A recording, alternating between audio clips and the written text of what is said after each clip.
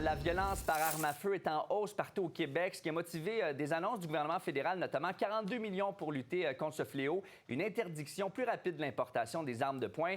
Mais à Montréal, on a vu une augmentation encore plus importante de la violence armée. L'an dernier, il y a eu 2 fois plus d'événements qui impliquaient des armes à feu qu'en 2020. L'opposition officielle à la Ville de Montréal a donc fait aujourd'hui des propositions pour s'attaquer à tout ça. On va retrouver Abdelak Sari, porte-parole d'Ensemble Montréal en matière de sécurité. Bonsoir.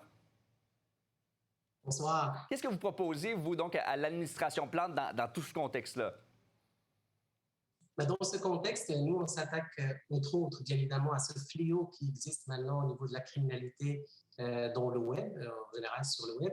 Et bien évidemment, on a d'autres demandes qu'on a fait. Aujourd'hui, on parle de sensibilisation afin de travailler avec eux sur, je dirais, les problématiques liées aux réseaux sociaux. Alors, la demande est très, très claire. C'est que suite au forum je dirais, de la lutte contre la violence armée auprès de nos jeunes, il y a eu un engagement de la part du service de police de la Ville de Montréal d'avoir une patrouille web.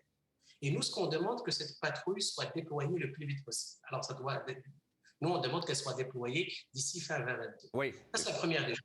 Oui, mais en même temps, patrouille web, c'est un des grands éléments de votre annonce d'aujourd'hui. Mais quand on pense aux récentes violences à Montréal, les 3 meurtres gratuits de la semaine dernière, notamment à Saint-Laurent, à Laval, en quoi l'équipe numérique aurait changé quelque chose là-dedans, là? Donc, peut-être dans cet incident particulier, peut-être que non, parce que cet incident est peut-être lié à la problématique entre la criminalité et la santé mentale, bien évidemment. Mais dans d'autres cas qu'on a vécu depuis 2020, plusieurs incidents criminels et violents ont été initiés au préalable sur les réseaux sociaux, sur les jeux en ligne, dans des jeux comme Fortnite ou bien dans des réseaux comme Snapchat, Instagram et TikTok. On le voit. Il y a un discours qui mène à des discussions plus violentes et qui finissent malheureusement par je dirais, des événements très violents, armés voire même auprès de nos écoles, dans nos parcs, ainsi de suite. Et parfois, comme on l'a vu dans plusieurs cas, ça a vraiment une perte de vie de quelques personnes innocentes qui étaient à la mauvaise place. Mais dans le contexte actuel, oui, est-ce que vous croyez que Montréal est sécuritaire? Et c'est quoi vos autres propositions, justement, à l'administration Plante pour que ça le soit véritablement, là?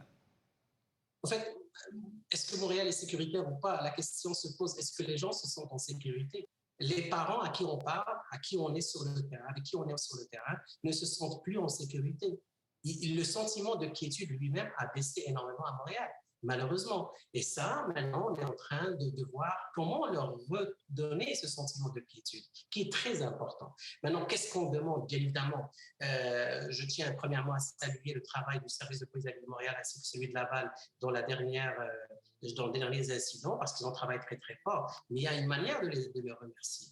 La manière de les remercier, tout d'abord, c'est premièrement la promesse de Mme Plante lors de la dernière élection, c'est de premièrement les outiller, leur donner les effectifs nécessaires. Et quand je dis les effectifs nécessaires, je parle juste de... On comprend bien votre message. Merci beaucoup d'avoir été là, M. Sari. On se reparlera évidemment bientôt sur ce dossier-là. Merci beaucoup à vous.